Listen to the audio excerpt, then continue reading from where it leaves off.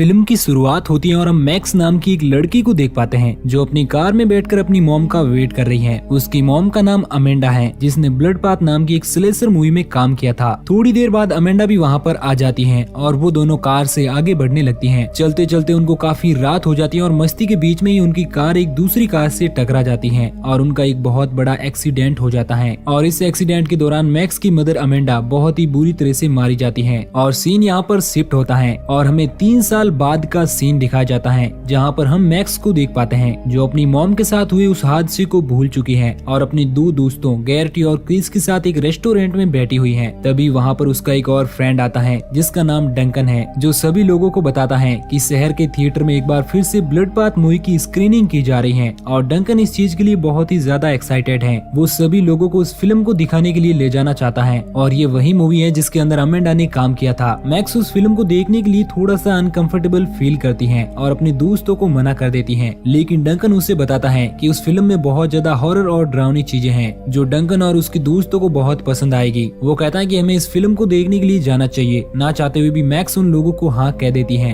अब रात होने पर सारे दोस्त थिएटर पहुंच जाते हैं जहाँ पर हमें मैक्स की एक बहुत पुरानी फ्रेंड को भी दिखाया जाता है जो दरअसल उन्हीं लोगों के साथ फिल्म देखने के लिए आई हुई है जिसका नाम विकी था। अब सारे लोग थिएटर के अंदर पहुंच जाते हैं जहाँ पर हम देख पाते हैं कि ब्लड बाथ मूवी उस समय की बहुत ही ज्यादा ब्लॉकबस्टर मूवी थी जिस कारण ही उसे दोबारा रिलीज किया गया था और हम देख पाते हैं कि उसे देखने के लिए पूरा थिएटर खचाखच भरा हुआ है। थोड़ी देर बाद मूवी स्टार्ट हो जाती है और सभी लोग मूवी में दिखाए जा रहे डरावने सीन को देखकर एंजॉय करने लगते हैं। उसी थिएटर में हम एक शराबी को देखते हैं जो अपने हाथ में रखी हुई बोतल से शराब पी रहा था। शराब पीने के बाद वो उस बोतल को वहीं पर फेंक देता है। वो शराब की बोतल लुढ़कते हुए पर्दे की तरफ चली जाती है। इस दौरान उसके अंदर भरी हुई शराब पूरे थिएटर में फैल जाती है और दूसरी ओर हम एक और बंदे को देखते हैं जो सिगरेट पी रहा था। इस दौरान सिगरेट की लो से उस थिएटर के अंदर चारों तरफ आग लग जाती है जिसके बाद वहाँ पर बहुत सारी अफरा तफरी मच जाती है। मैक्स अपने दोस्तों को बचाने के लिए सभी को इकट्ठा करके थिएटर में चल रही फिल्म के पर्दे के पास आकर एक चाकू से उसे काट देती है और अपने सारे दोस्तों को लेकर उसके अंदर पहुँच जाती है ताकि उसके दोस्त किसी तरह उस आग से बच जाए। पर्दे की दूसरी तरफ पहुँचने पर मैक्स और उसके सभी साथी बेहोश हो जाते हैं। जब उन्हें होश आता है तो वो सभी लोग अपने आप को किसी जंगल के अंदर पाते हैं और उन लोगों को कुछ भी समझ नहीं आता है कि आखिर वो लोग यहाँ पर कैसे पहुँचे। थोड़ी देर बाद हमें 2 लोगों को दिखाया जाता है जो एक वैन से उन लोगों के पास आते हैं। मैक्स और सभी साथी उन दोनों को देखकर पूरी तरह से हैरान होते हैं क्योंकि वो दोनों लोग जो वैन से उनके पास आए थे वो वही कैरेक्टर थे जो ब्लड पाथ मूवी में दिखाए जा रहे थे। उन लोगों को कुछ भी समझ नहीं आता है कि आखिर यहाँ पर क्या हो रहा है। वो दोनों कैरेक्टर उस वैन से वहाँ पर बार बार गुजरते हैं। इसके बाद डंकन सभी लोगों को बताता है कि दरअसल वो लोग उस फिल्म के अंदर आ चुके हैं और ये 1980 का समय है जिस दौरान इस फिल्म को शूट किया गया था। डंकन उन्हें बताता है कि हम लोग इस मूवी से बाहर तभी निकल पाएंगे जब ये मूवी अपना रन टाइम पूरा कर लेगी। उन सभी लोगों को बिल्कुल भी डाउट नहीं होता है और वो इस चीज को मान लेते हैं कि वो लोग सच में 90s के टाइम पर पहुंच गए हैं और ये सच में ही एक फिल्म चल रही है। और थोड़ी ही देर बाद वो सारे दोस्त उन दोनों के साथ उनकी वैन में बैठकर वहाँ से जाने लगते हैं। तभी मैक्स उसी वैन के अंदर अपनी मॉम अमेंडा को भी देखती है जो दरअसल यंग दिख रही थी क्योंकि जब वो इस फिल्म को शूट कर रही थी तो वो जवान थी। मैक्स अमेंडा को देखकर इमोशनल हो जाती है। थोड़ी देर बाद वो एक घर के पास पहुँचते हैं जहाँ पर अमेंडा मैक्स और उसके साथियों को एक पार्टी के लिए इनवाइट करती है। डंकन और उसके सारे साथी समझ जाते हैं कि आगे वो लोग क्या करेंगे क्योंकि उन सभी ने इस मूवी को कई बार देखा था और इस मूवी के हर सीन उन्हें याद थे और उन्हें ये भी पता था कि इस फिल्म में एक सीरियल किलर हुआ करता था जो दरअसल इकट्ठा हुए लोगों को खत्म किया करता था। इस बात की जानकारी होते हुए भी मैक्स और उसके साथियों को कुछ भी अजीब नहीं लगता और वो पार्टी में जाने के लिए बहुत ज्यादा एक्साइटेड हो जाते हैं। इसके बाद वो सभी लोग उस जंगल को एक्सप्लोर करने लगते हैं जहाँ पर उन्हें मूवी के 2 कैरेक्टर नजर आते हैं जो जंगल में ही इंटीमेट हो रहे थे। तभी वहाँ पर वही सीरियल किलर आता है जो अपने हाथ में रखे हुए हथियार से उन दोनों को वहीं पर खत्म कर देता है। डंकन ये सब देखकर बहुत ज्यादा खुश हो जाता है और वो सीरियल किलर के साथ पिक्चर लेने लगता है क्योंकि उसे लगता है कि वो लोग तो इस मूवी के कैरेक्टर नहीं है तो इस कारण वो सीरियल किलर उन लोगों को नुकसान नहीं पहुंचा सकता। लेकिन तभी वो सीरियल किलर अपने पास रखे उस हथियार से डंकन को भी खत्म कर देता है। ये देखकर सभी लोग वहाँ से उसी घर की तरफ भाग जाते हैं जहाँ मैक्स सभी लोगों को बताती है कि हम लोगों को एक दूसरे से अलग रहना होगा नहीं तो वो सीरियल किलर उन लोगों को भी खत्म कर देगा जैसा कि वो अक्सर किया करता है। इसके बाद हमें एक पोला नाम की लड़की को देखते हैं जो उसी घर के पास आई हुई है जो दरअसल ब्लड पाथ मूवी की बची हुई अकेली सर्वाइवर थी। जब मैक्स और उसके साथी फिल्म के उन कैरेक्टर से उस सीरियल किलर के बारे में बात कर रहे होते हैं तभी उन सारे लोगों को एक फ्लैशबैक आता है जिसमें वो लोग देख पाते हैं कि वो सारे लोग पुराने समय में पहुंच चुके हैं जहां पर वो वो कुछ बच्चों को देखते हैं जो किसी समर वेकेशन मनाने के लिए कंट्री साइड एरिया में आए हुए हैं। उन्हीं के बीच एक डरा हुआ सा विली नाम का बच्चा होता है जिसे वो सारे लोग मिलकर बहुत ज्यादा परेशान करते हैं और इस दौरान वो उसके ऊपर कुछ पटाखे भी फेंक देते हैं जिस कारण विली का पूरा चेहरा खराब हो जाता है। इसके बाद वो बच्चा अपने लिए एक मास्क बनाता है ताकि वो आग से झुलस चुके अपने भयानक चेहरे को लोगों से छिपा सके और मास्क लगाकर वो उन सारे बच्चों से बदला लेता है जिन्होंने उसकी ये हालत की थी।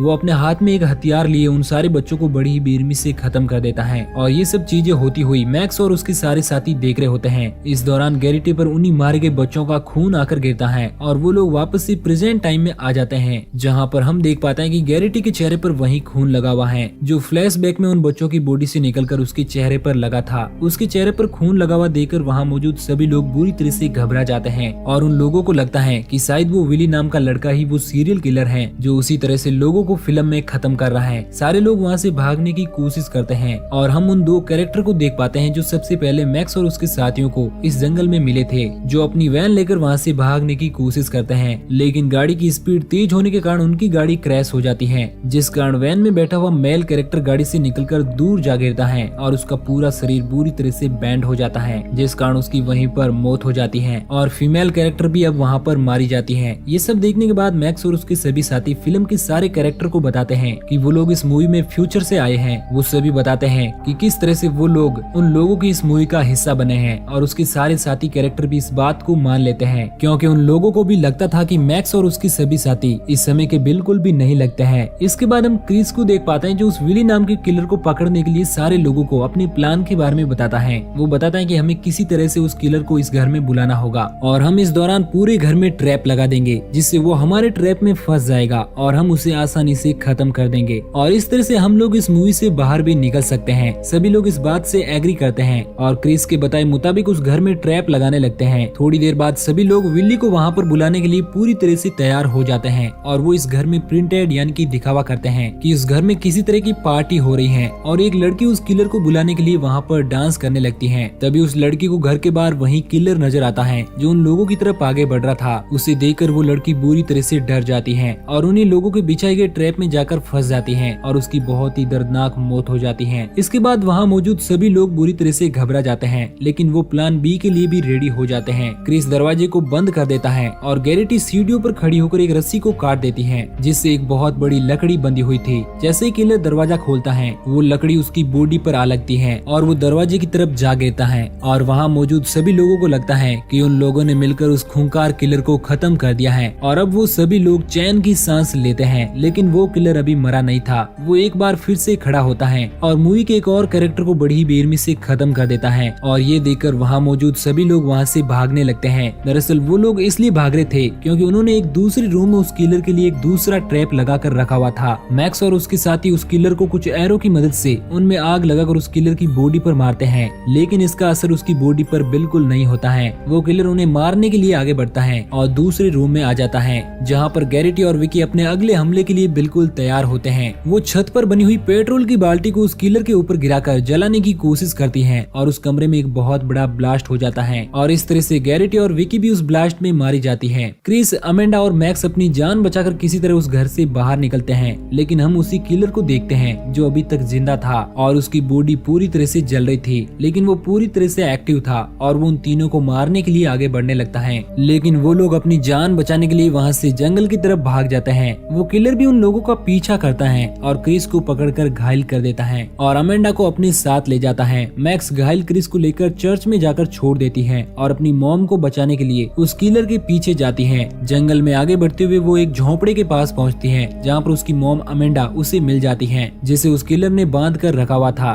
तभी वो किलर भी वहाँ पर आ जाता है जो मैक्स को बुरी तरह से मारने लगता है। ये देखकर अमेंडा को उस पर बहुत ज्यादा गुस्सा आता है और वो किसी तरह से उस किलर का सामना करती है और उसे घायल करके वो मैक्स को लेकर उसी चर्च में वापस लौट आती है जहाँ पर उन्हें पता चलता है कि घायल होने की वजह से क्रिस भी मारा गया है। इसके बाद अमेंडा मैक्स को बचाने के लिए उस किलर को खत्म करने के लिए अकेले ही उसके पास जाती है क्योंकि उसे लगता है कि जिस तरह से इस मूवी का एंड हुआ था उसी तरह से इस कहानी का भी एंड होगा क्योंकि फिल्म में सिर्फ एक ही सर्वाइवर लड़की बची हुई थी और अमेंडा को लगता है कि वो लड़की मैक्स होनी चाहिए। तो वो अपनी परवाह ना करते हुए उस किलर के सामने पहुंच जाती है जहाँ पर वो किलर उसे बहुत ही बेरहमी से खत्म कर देता है और अब मैक्स उस किलर को खत्म करने के लिए अपने हाथ में हथियार लिए उसकी तरफ बढ़ने लगती है और और उस किलर का सर धड़ से अलग कर देती है और किलर को एक ही झटके में खत्म कर देती है। इसके बाद हमें उन सभी दोस्तों को दिखाया जाता है जो किसी हॉस्पिटल में मौजूद हैं और हमें पता चलता है कि उसके सभी दोस्त भी अब जिंदा हो चुके हैं और हॉस्पिटल में मौजूद उनकी बॉडी पर हमें उसी तरह के घाव देखने को मिलते हैं जिस तरह के घाव उस सीरियल किलर ने उनको दिए थे। हालांकि वो सभी लोग बिल्कुल ठीक थे और यहाँ पर हम समझ पाते हैं कि ये कोई फिल्म की कहानी नहीं थी बल्कि ये पूरी तरह से सच था। मैक्स और उसके सभी साथी उस फिल्म में एक्चुअल में पहुंच चुके थे जहाँ पर उनका सामना उसी सीरियल किलर से हुआ था जिसने ब्लड बाथ मूवी में बहुत खून खराबा किया था। और इसी के साथ ये मूवी यहीं पर एंड हो जाती है। तो दोस्तों आपको ये कहानी कैसी लगी नीचे कमेंट करके जरूर बताना और अगर आप हमारे वीडियो को पहली बार देख रहे हैं तो हमारे चैनल मूवीज सिंकर को सब्सक्राइब जरूर करना।